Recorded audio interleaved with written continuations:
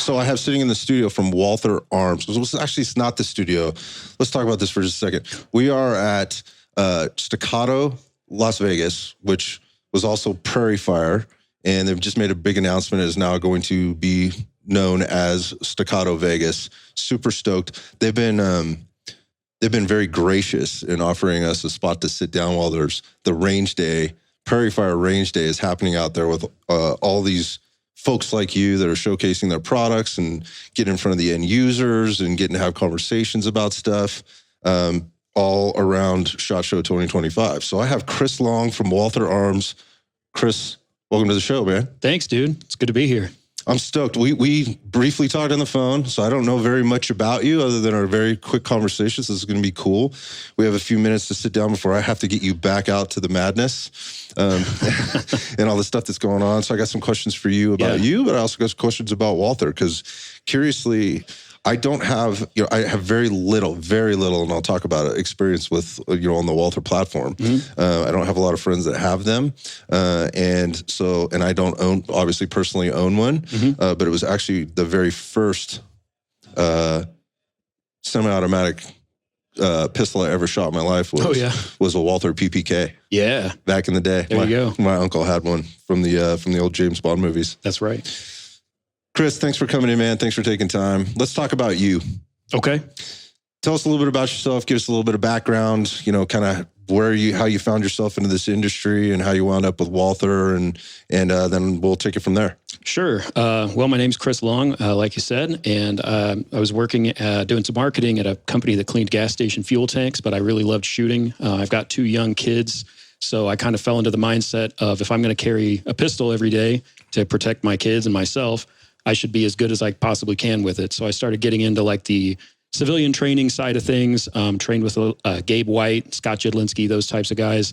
Ended up making really good friends with Mr. Jedlinski, and he brought me on. I did his website for a while, and then on down in years, Walther started needing some help in their marketing department. So he was like, I've got just the guy, and he got me an interview down there. I went and actually shot for my interview.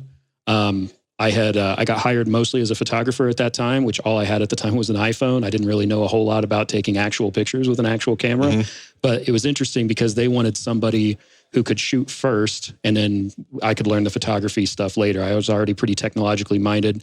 My degree was in business, so they were like, we can teach him to do the content stuff, but we want to find somebody. I guess an issue that they were having was, you hire people outside of the industry to go do your content, and they wound up with a bunch of like wedding photographers and stuff like that were showing up without eyes and ears, walking down range, taking catalog pictures with the bullets in the magazine backwards or whatever, So they wanted somebody who could shoot first and was an enthusiast about it, because that's part of Walther's culture. A lot of the guys, really in the entire marketing department, our VP of marketing as a kid was I think he was a world champion sporting clay shooter. Clay pigeon shooter of some regard. And he's no slouch with a pistol either. Nobody at Walther is. So, our DNA is we want to reach enthusiast level shooters, and we want to make sure that that's the way that, that's what we get into our culture. They're living the creed, and that's why they're hired. That's why they hired you. Right. So, man, there's so many things with that. Like going back to the hiring, the marketing people in this industry, like I think it's getting much better. Like but the term I would use there would be culturally competent. Yeah. Like, again, going back to the wedding photographer versus the dude that's out on the range. Right. He knows where to be. He knows what he's looking for. He pretty much knows, or has some idea of what the customer, or in this case your employer, is looking for, right? And I've seen that, like, and you can see it when you see it, like, and again, there's so many people that have cameras and know all this stuff about equipment, but have zero understanding about what they're supposed to do with it when they're around firearms. Yeah, it makes my job honestly really easy, because like if I go to, for example, a USPSA match, we've got like Jay Beal is one of our competitive shooters. So Jay might only shoot in an entirety of a tournament. He might only actually shoot 3 or 4 minutes. So I don't have a whole lot of time to capture a cool shot, but I know what a cool shot looks like, so I can position myself. But if you tell, wedding photographer or something, be like, I don't know, go shoot something that looks cool. It'll be like, So I'd be remiss if I didn't say it, and that is the guy behind this for me. His name's Eli. He is from 8482 Media. He's the guy that produces all the stuff after we shoot it. Oh, cool. And he has taught me a ton. And he had never had the experience until I kind of brought him into it. And so, his first days on the range, I think one of the first things I took him to, there was a lot, let's just say there was a lot going on. He fell right into it. Like he's a sharp guy, but it was like a whole eye-opening experience. But after he did the first time, like he was a pro at it after that. But I know how important that job is. And if you're trying to send a message and you're trying to build a brand and you're trying to, put the things in the right places for people to actually get you, who you are and what you're trying to portray, those dudes are important. So I highly respect what you're doing. And I appreciate it. I know how difficult that job can be. Sometimes it's literally running and gunning, right? Yeah, absolutely. And things seem to change at the last moment. You kind of have to be ready for everything and anything at any given time. So, but out here today, you're doing a bunch of different stuff. Oh, yeah. But before I get into that, I actually just want to real quick with the Jedlinski connection. Yeah. Super great guy. One of my best friends. That's, he's going to be with me over at the hotel after we pack up here. I'm going to see him tomorrow, actually, or Wednesday morning. He's coming through for an interview. It's been long overdue. He and I have been trying to connect for a long time. It's my fault. He actually invited me out to one of his courses that he's teaching in California. That's where we're based out of. And I had, had plans to go, and it was bad timing. I couldn't make it. And I felt really bad about it. So as soon as I knew what my schedule was going to be, Scott was one of the first guys I reached out to. So I'm finally going to get my sit down with him and pick his brain a bit. Yeah, that's the good thing about Scott classes. If you miss one, he's got a million more. I don't know anybody who books more classes than Scott does. You could be right about that. I know a guy in the friend of mine, Joe Dawson, Bruiser Industries, in the scoped carbine and the things and bolt gun stuff. He may be close, but close.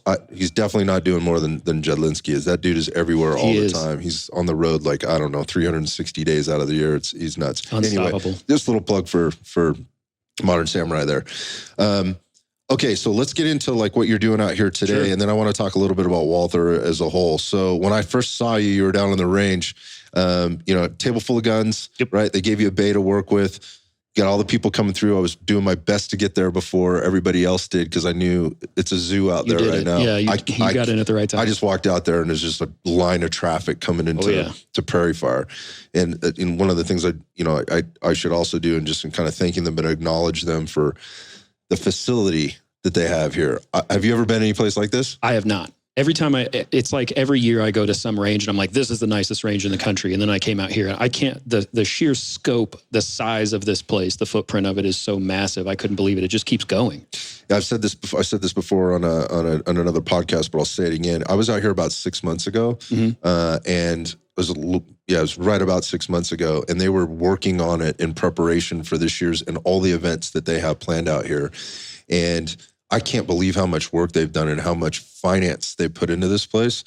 They're really trying to make this like the premier, shooting spot in the world. Super cool. And it's kind of like Disneyland, as it was just described by one of the other guys we just had in Disneyland for the shooter. So if you haven't been out here and you're out in the Las Vegas area, you got to come check this place out. They're doing a great job. So when I saw you were down there just basically demoing product. Yes, sir. Let's talk about that. Let's talk about what Walther's doing. Again, going back to Scott, he's a Walther dude. Let's talk about the products, man. What are you excited about? I'm most excited, and not just from a work perspective, but from a personal perspective. We just announced it's a PDP F-Series. It's a big name. It's a mouthful. It's the PDP F-Series Pro X PMM, and that means that it's a 3.5-inch slide F-Series, built on a 4-inch frame, and then we take up. There's a little bit of empty space on the end there. We fill that in with a micro comp from Parker Mountain Machine. We also put a dynamic performance trigger on it, which is new for the F-Series. The F-Series hasn't always been able to use the dynamic performance trigger that the regular PDPs could because there's some internal differences there. Okay. So we've got the dynamic performance trigger in the F-Series now. It's got a mag well. It comes with 3 mags. MSRP, I think, is $999, same as the other PMM gun. But the cool thing about this one is that it's the most compact PDP we've ever made. And it's the most shootable, in my opinion, because it's got the best trigger we've ever made.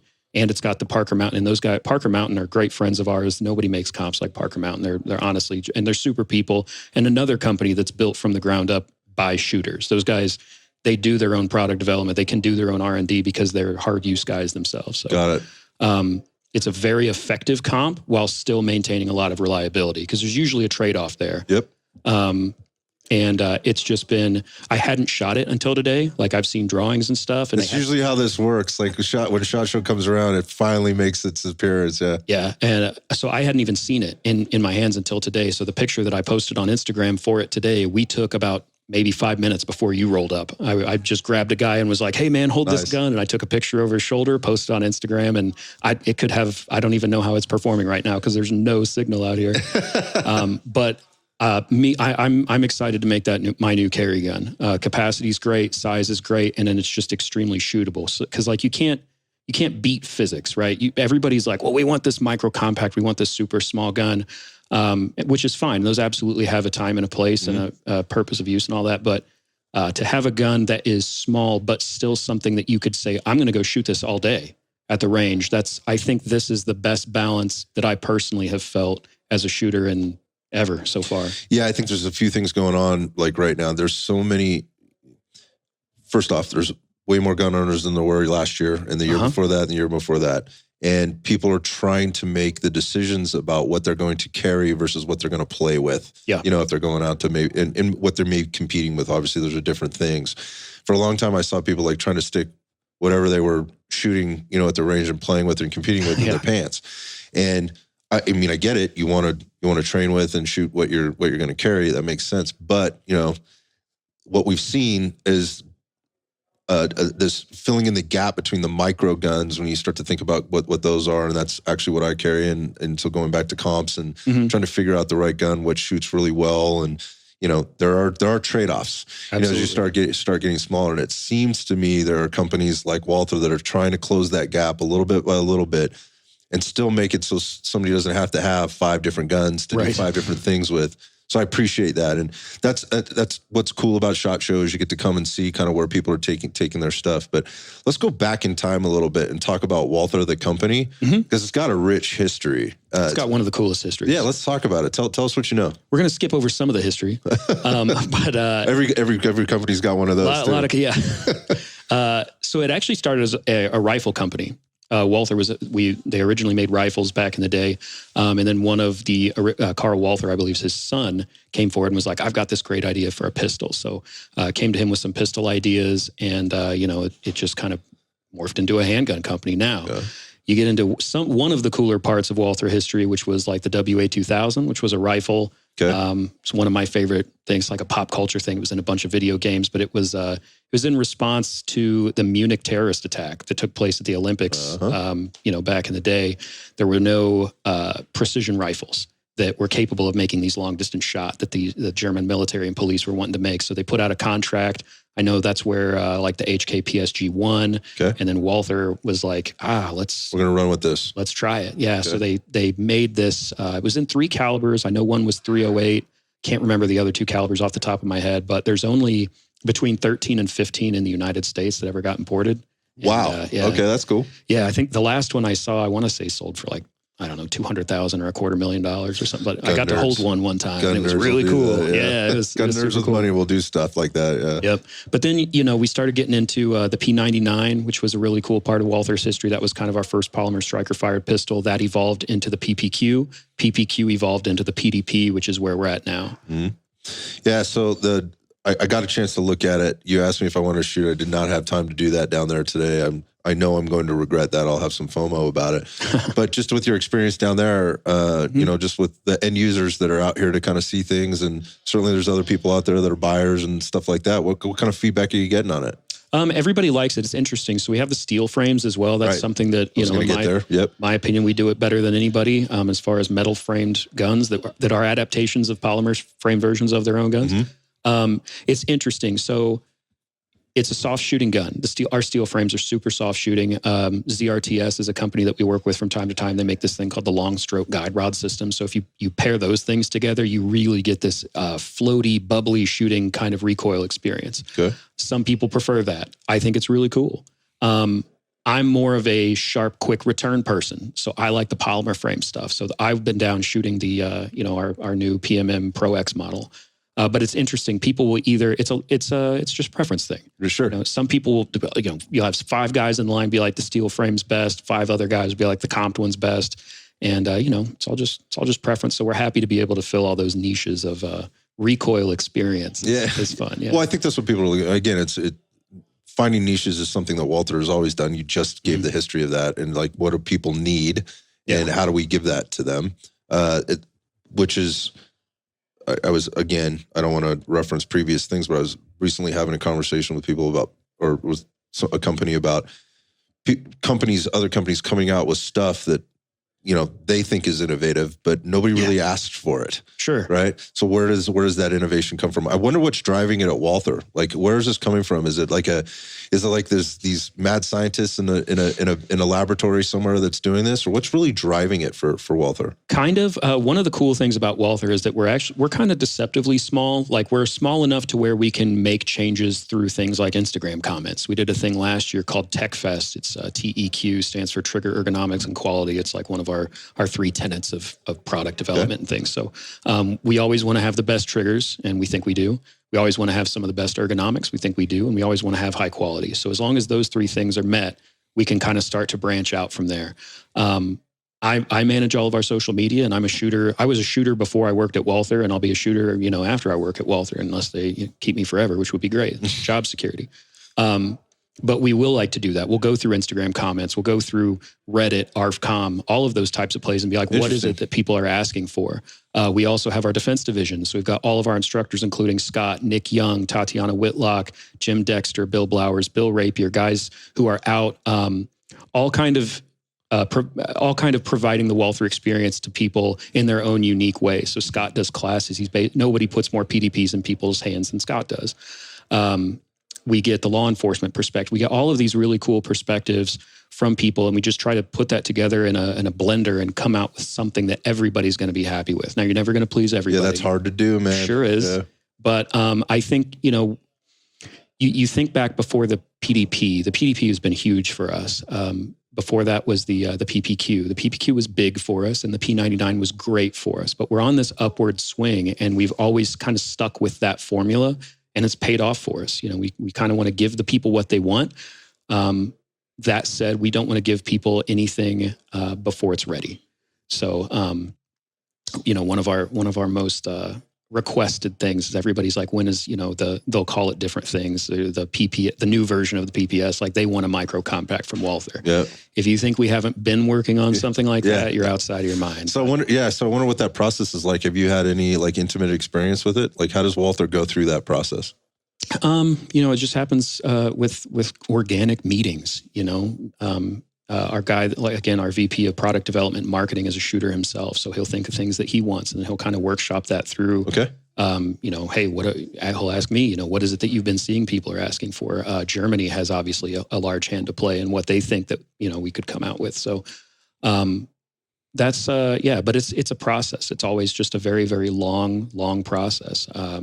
Coming out with anything new isn't something that you can do unless you're a very, very, very, very large company. You can't have an idea at breakfast and be holding a prototype by lunch. Yeah, I think there's pros and cons to that too, though. Sure. With that, I enjoy the process part. Not the outcomes are cool, but I'm more of a process-driven type of person. So I like to learn how people learn, right, and then how they develop things from there.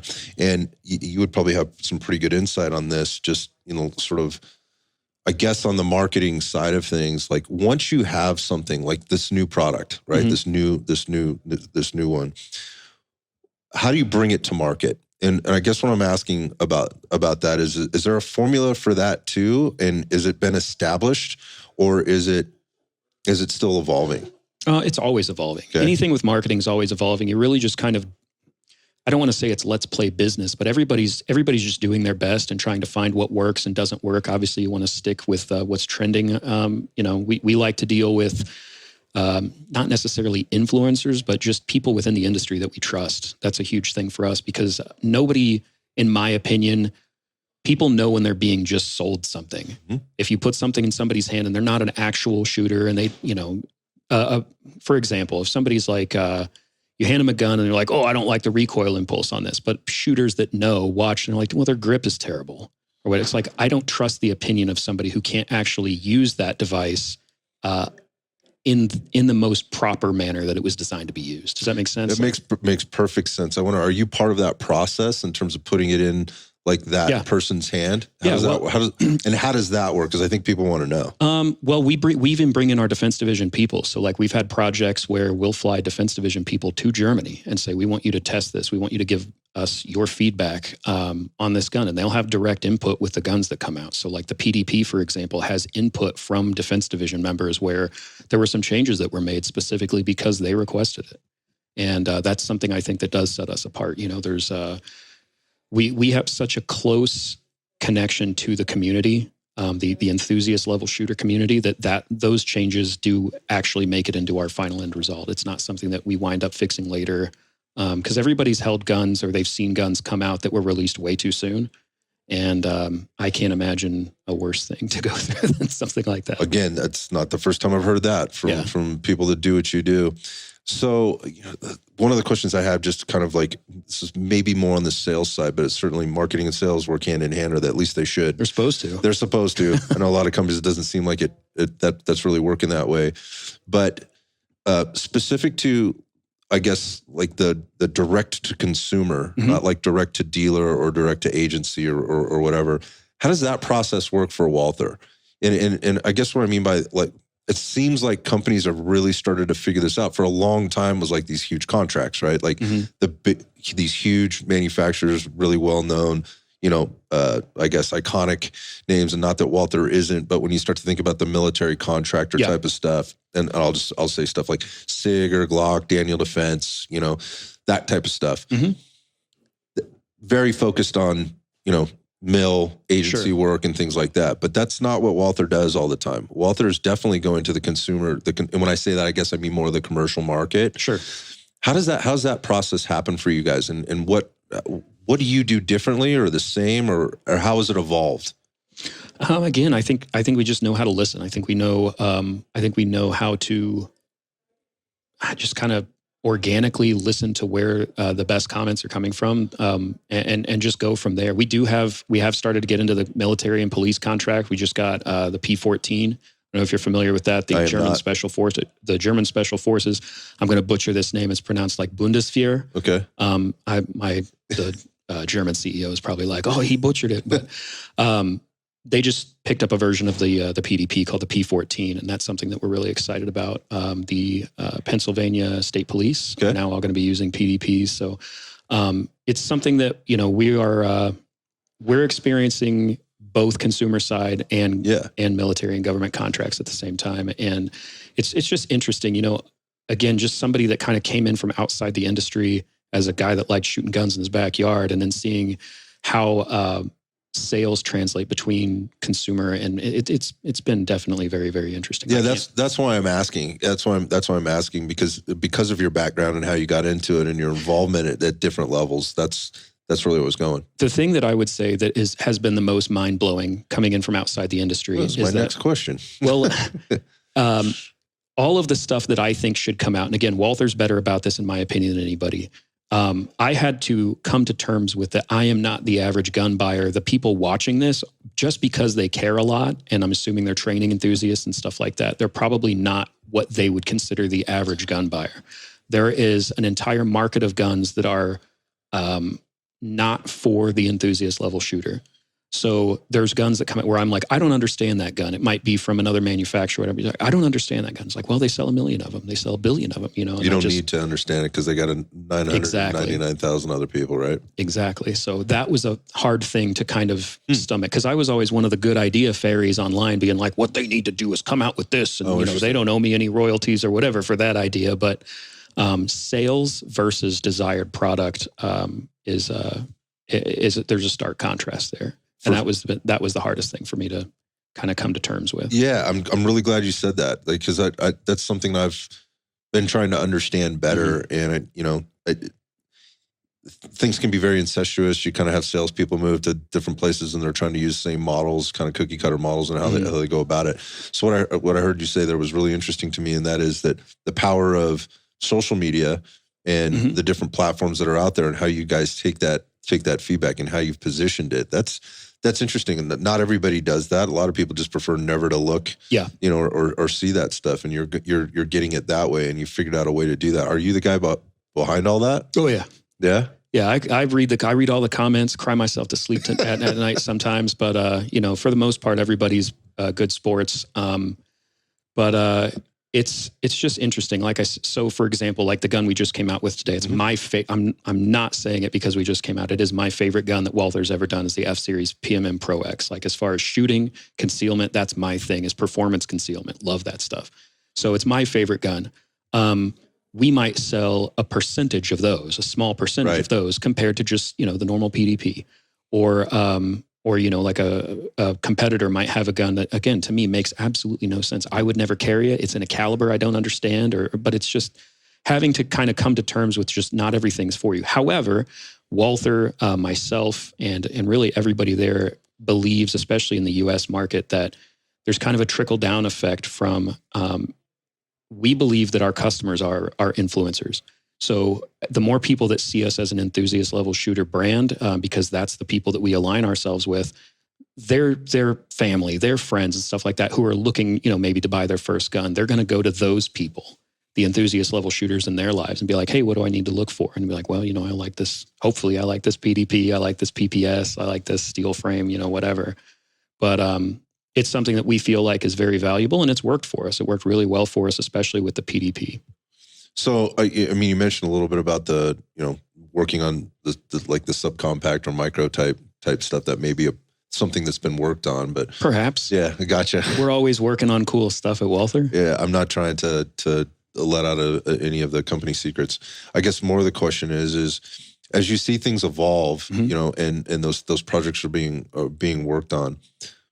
What excites you the most about Walther and kind of what you're doing there and what you see happening and where you fit into all this? I like that, Walther's not really afraid to take a chance. We have a drift car, which is cool. Like, that was something where, we were at a meeting, and this drift car driver, he's a shooter first. I mean, that was kind of the first thing he was really into. Well, he's a BMX bike rider. And then he just kind of came to us, and, we were just like, let's try and reach some kind of fringe markets. I love what that. I mean? Like, let's try and find some gun adjacent people and reach those people as well. And, people who like cool stuff. Cars are cool. Drifting's cool. So he's got like a 700 horsepower BMW. It's like an LS powered BMW. Right. And we've actually got two this year. We've got 2 cars now this year. And, just stuff like that is exciting to me, to be part of a company, that's not stuffy and, kind of wants to be seen as a company that's, we're doing grassroots stuff, comment-wise with our product development. We're doing stuff in the grassroots drift car stuff. We're doing stuff in the enthusiast level shooter community with our defense division. And then so the drift car is actually part of this thing. We haven't quite found the best way to launch it yet. We call it the adventure division. We have a couple people in there who help us sort of reach into these, what we consider adjacent markets. And we hope that we're correct. The drift car was a very successful thing for us last year. So that was why we continued it this year. But, it's kind of just like being the cool underdog company. You know what I mean? Like a little bit of that effect. I do know about that. Yeah. We get to be cool. We don't have to be stuffy. We don't have to be like wearing suits and stuff all the time. We get to kind of do the fun, cool stuff. It takes us some time. I'll admit it. Like, being part of a smaller company like that, in comparison to some of the giants, like you'd mentioned, but we also get to play a little bit by our own rules a little bit because of that, which is cool. I know all about that. I'm a small business owner myself, and I've felt like the underdog more than enough times. There's freedom in it. There's so much freedom in it. There's a lot of responsibility that comes with that too when you're exploring those things. But the way you're explaining it and like reaching fringe markets, I think about it like as a Venn diagram. And we have this thing, and then there's all these different cultures and you mentioned enthusiasts, whether it's drift cars or you guys should try to get into is that fight market, like the UFC type guys and the dudes are doing that. We'll sponsor you. You gonna fight? No, my days are over. But they love their guns. But my point of that is like, yes, they reach a lot of people and they like doing cool stuff. And I think that's cool in terms of building culture around that, because you can really impact a lot of people and bring people together. And the thing you're saying there about being a smaller company and having the freedom and flexibility to do that in your own way and take a chance. that's why I wanted to sit down with you, with you guys, is because there's a lot of people in this industry, obviously, probably too many in a lot of level, a lot of companies. But I don't often get to have these, kind of sit downs or just kind of get into kind of what makes the company tick with a lot of people. So when I do, I love to hear that kind of thing, because it really is. I think when you just stretch across all kinds of, it doesn't matter what business you're in, particularly right now, and just kind of the way marketing and sales work, everything's online, right? Having your, being able to put your finger on the pulse of what's going on and the different ways that you guys are doing it. That's, to me, it's innovative in a way where you're just leveraging what's already there and figuring out a way to do that. I think it's really cool that, you have a CEO that's all about it versus maybe having to fight. VP. A VP that's all about it rather than have to fight that, and try and come up with new things to reach new markets rather than, no, we've always done it this way. Right. So we're just going to keep doing it that way. Because I think if you do that for too long, particularly now, you're going to die. I agree. And that was another thing that was really difficult coming in from outside. Because I used to be, again, like I wanted to come to SHOT Show. That was like, it seemed like the Super Bowl to me. I was like, that's where all the new products are. And I was a gun guy, like for many years before I even worked in the industry. And then once I got in the industry, especially at SHOT Show, there are a lot of people that work at big gun companies that don't care about guns, can't shoot, couldn't load a magazine, and it blew my mind. It was very disappointing when that hit me too. Yeah, they're just like some of the sales guys. They're sales guys. They could sell tractors. They could sell wall paint. They're good at it. Yeah, they're good at it, but they don't necessarily care about what they're selling, and that blew my mind. And I do think that is one thing that sets Walther apart, because from our manufacturing, we have range days where our manufacturers will bring one of our defense division instructors, and we'll have the manufacturing guys go train with them. We'll have the engineering guys go train with them, and everybody's competent at some level with a firearm. And Walther is one of, probably shockingly, the only companies that can say that.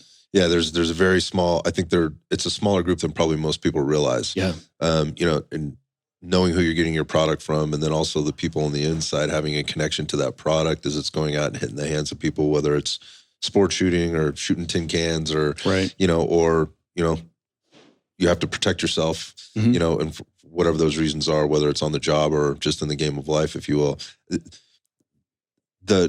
I think it's the consumer, I think, wants to hear more of that stuff. So I'm wondering, like, how do you tell the story?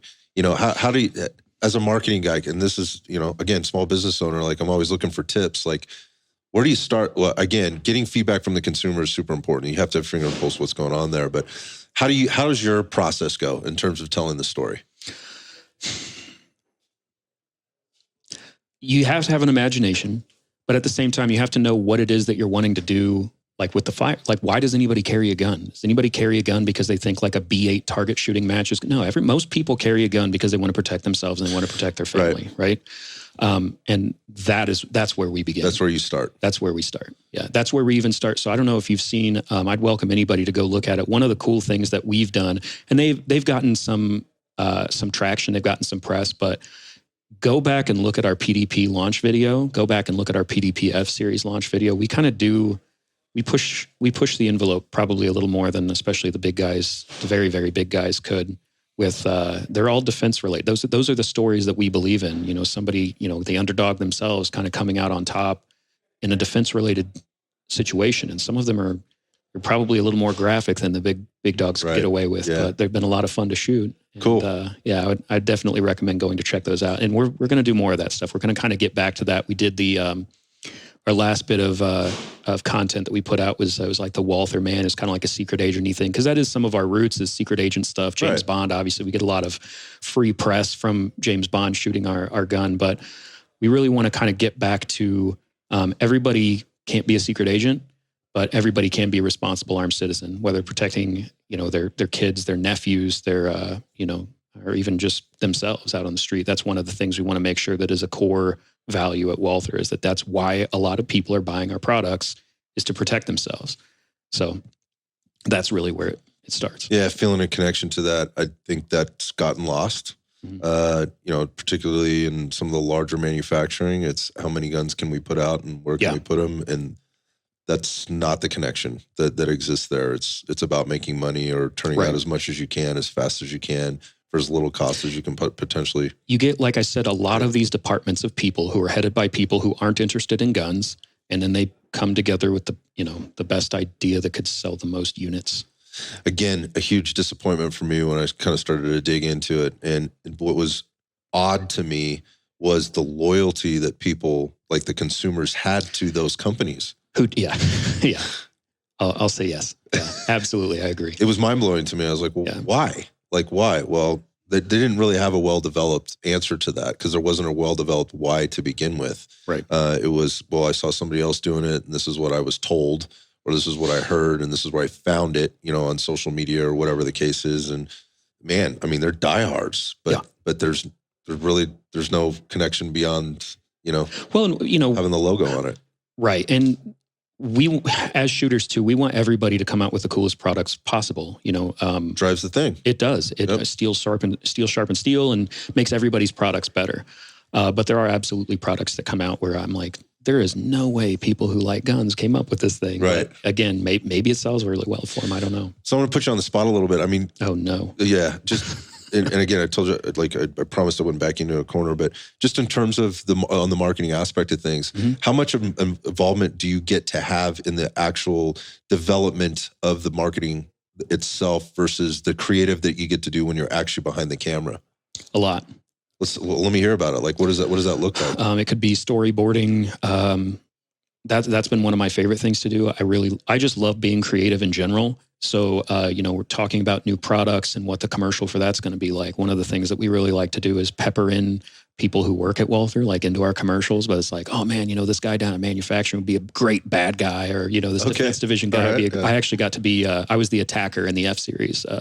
I'm very scary, as you can tell. I'm a very frightening person, but that's something that we really enjoy doing. So yeah, anything from, man, I've done everything from like packaging design to commercials, helping storyboard commercials, writing stories and stuff for that, writing blog articles, all of it. It's a small family. Like Walther's got a really, really cool marketing team that is just a really, really cool like family unit.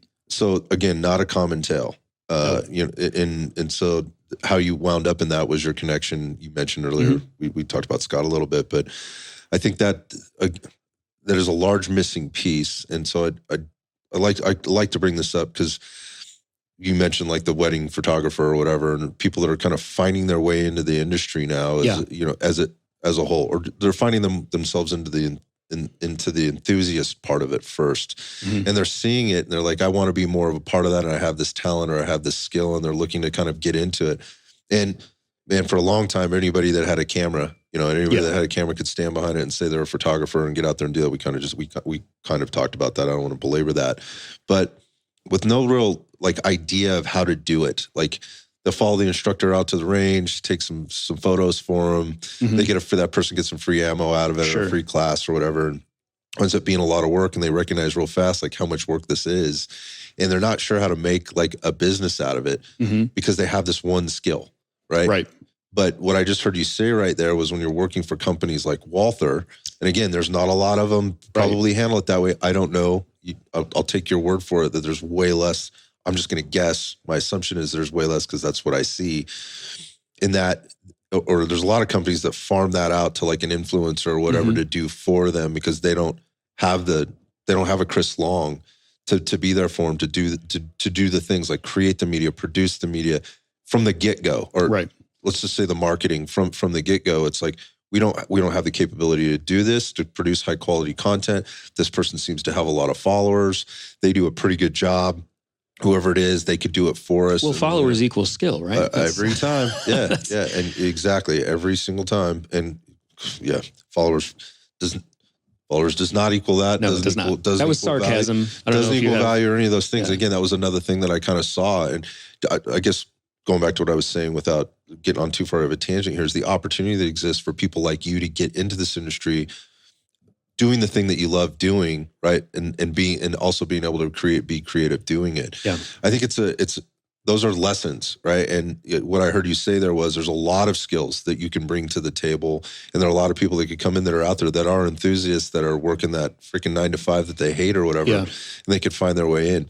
If you know, like, again, you had a connection with Scott, and that was your, you know, kind of your, your connection, or kind of a ticket to to earn the place at the table to at least have a conversation. Mm-hmm. What advice would you give the person out there that wants to maybe give this a go and try this? Where do they start with this? That's a really good question, because I've asked myself that as well. Like, if I had to start over, could I do this again? And what would you do? I don't really know. I was very, very blessed. I was blessed that Walther had an opening, and that it was a company, like you said, that cared to find somebody who was a shooting enthusiast. Everything that I did, I genuinely wanted to learn how to shoot better. That was something that I set as a goal. I went after Scott's black belt patch. That was a big thing. I did wind up get one of Gabe White's turbo pins. That was a goal of mine.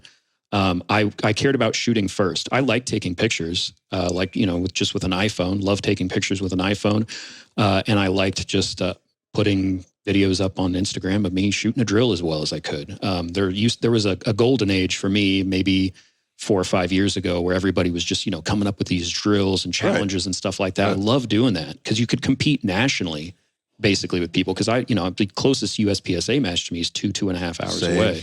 So I felt like I could get this competition. I could scratch that itch by pulling up Instagram and, you know, Amy 556 or any of these people that had all these different drills that people were doing. I would compete with those people's time. So it started with it was a genuine thing. I had a genuine urge to master concealment performance, if that's a thing, shooting. So I think it has to be genuine, like you said, because otherwise what you can kind of get is people who are amazing content creators, but they don't necessarily know the ins and outs of pistol shooting or rifle shooting or whatever it is that they're trying to do. So there are a lot of those guys. There aren't as many people who are a wizard with a camera and then have the gun skills to back it up. Again, whether that's pistol, rifle, or whatever, there are a lot fewer of those guys. But I do see a lot more of those guys.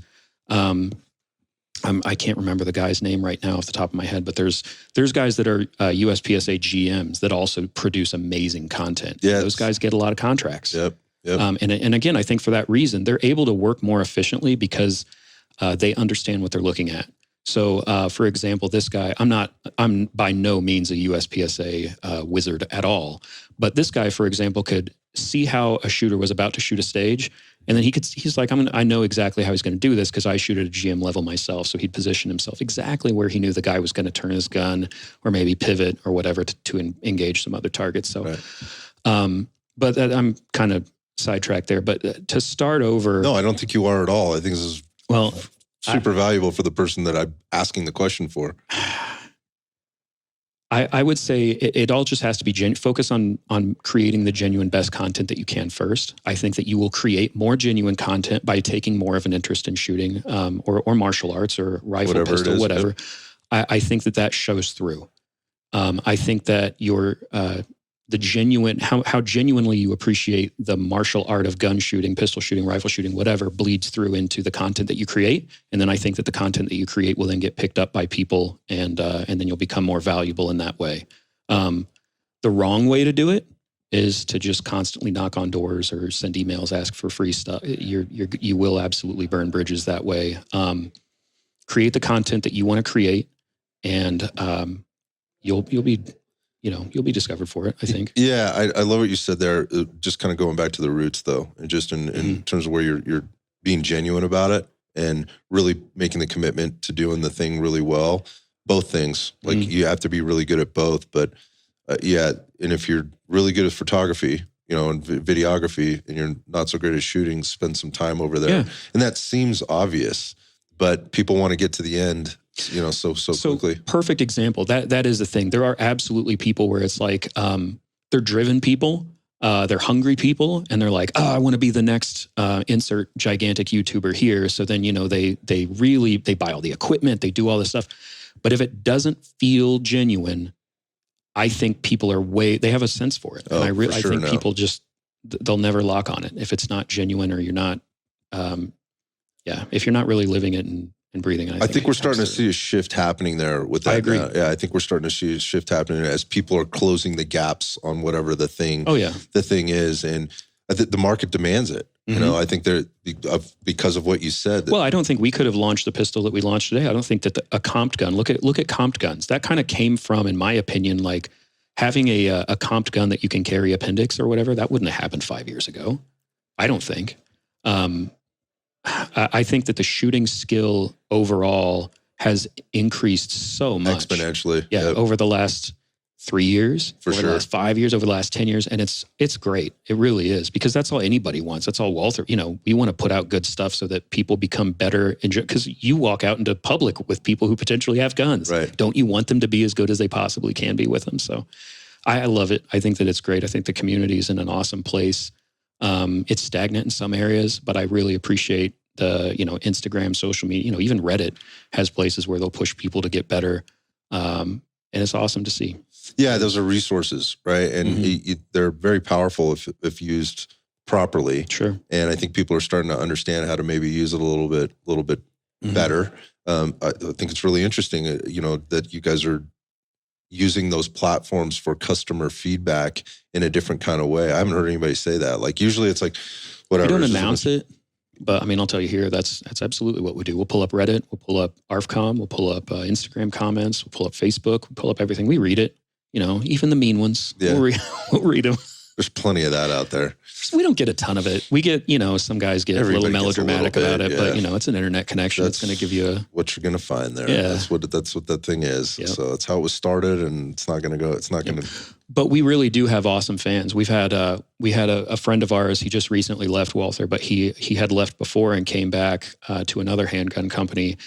And our fans, compared to the company he went to's fans, are we have some of the best. We really do. I really think that we have some of the best gun fans in the world. It's like a little family in itself. It's great. That's cool that you acknowledge that, because I think people want to be acknowledged in that sense. And again, I would rather have whatever the number is. You pick a number. I don't know, 5,000, 10,000, 15,000, whatever. Really loyal, like true fans than 30, 40, 50, whatever thousand on whatever platform that you happen to be on. Whatever the number to beat is of just, passerbys, right? Whatever. I think you can really have an impact. And you guys are. I love what you guys are putting out. And particularly the product there, I'm going to have FOMO that I didn't get to shoot it today, but we can get you one. That said, I'll make my way back through somehow. I'll have to go finally get to Scott's class, and I'm sure I'll have one in his kit, and I'll get to shoot it or something. So what's the rest of the show look like for a guy like you? When you come to these things, so again, going back, like SHOT Show was the Super Bowl, and now you're playing in the Super Bowl. Yep. What does it look like for you? Well, let's see. We've got Tuesday, Wednesday, Thursday, Friday of the actual show floor show. I'll be doing a lot of YouTube stuff, a lot of podcasts, just interviews and stuff about the new products. Cool. While at the same time trying to take my own content, post that. And then read all of the 99% positive comments from everybody. I appreciate. And then deleting the 1%. Yeah, no. I appreciate your optimism there. Yeah, it's a busy time. How many SHOT Shows have you done? This is my fourth or fifth. Yeah, I think fourth. So you're settling right in. Yeah. I've got a dress code. So Walther does a dress code. So like tomorrow we have to wear a suit and tie. And then the day after that, I think is jackets, then like polos, then Friday. Is that right? Then Friday, I can dress like I actually dress. Yeah. It's like the most 3 uncomfortable days of my life, because I never dress up for anything, but I can appreciate that, man. Yeah. I'm all the time. I still wear clothes from high school. So. I dress like a high schooler every day. I get to do that. I'm also the boss, so I can do whatever the fuck. Well, that's cool. See, I'm not. So I got to wear the suit and tie. I hear you. Hey, there is that part of working for somebody else, man. Yeah. I totally appreciate that. But it's positive to hear the marketing side of things from this industry. This is actually the first time I really sat down with like a marketing guy that does the entire process. Because I've been like, and I said this before, been disappointed by what I think is capable out there versus what people do, particularly from the sales side. From you work from like the influencer back, like what's really going on there, and it seems like there's been some major missing pieces, and it's cool. It's cool to hear what you're doing and kind of filling in the gaps there. And I'm sure this is super valuable for people that are out there. And it may not sound super interesting or exciting to you, but I know a lot of people that have tried to get in and have done some really cool things and seem to be kind of at a sticking point. Like they have that one instructor they go out and shoot for, but they're only out maybe once a week with that person. They'd like to be out 3 days a week with other people or whatnot, and being, and figuring out ways to help that person in their process and developing their business. There's that movie, the Jim Carrey movie, Yes Man, where he's, you got to say yes to the experience or whatever. That's partially true. That really is a thing. Got to get out there. Yeah, even I've had some weird, even kind of side gig jobs sort of come across by, somebody might say like, hey, why don't you come to this class? Or it might be somebody that maybe I'm not a great fan of or how they teach. But then, you shoot content for them or whatever, and it winds up turning into 3 or 4 or 5 other things. And, you can grow that way. So, but that I think goes along with the being genuine in your urge to learn how to master pistol craft or rifles or whatever as well. So I love how you brought it back to that. I think it's a great point to end on, particularly because I've kept you probably long enough. Hey man, it's cold outside. You can keep me here from the madness that's going out there. But I'm sure everybody down there is like, where freaking hell did Chris go, and when is he coming back? Yeah, I should probably get back down there. But I appreciate you, man. And I've like I said, I'm going to talk to Scott, and then I'm going to get to that Walther booth at the show, and absolutely, and actually get my hands on that thing. I'll dry fire it, and I'll call that a win, even though I feel like a loser today for not actually. No, I'll make sure we send Scott one too, and so that way you can shoot one in this class. Well, before he's gone today, or this week, I will definitely have a date on the calendar to do that. And I appreciate you taking time to spend with me and giving me some insights, and My everybody pleasure. else that's listening. I wish you all the best over the next 4 days with as little sleep as you'll probably get, and as hard as you'll probably be going. And wish Walther all the best. And I, just publicly thanking them for allowing me to have you. I always appreciate when people take time to sit down and satisfy my curiosities, and hopefully the people that are listening, including your loyal fans. So I appreciate it, man. Thanks so much. Yep.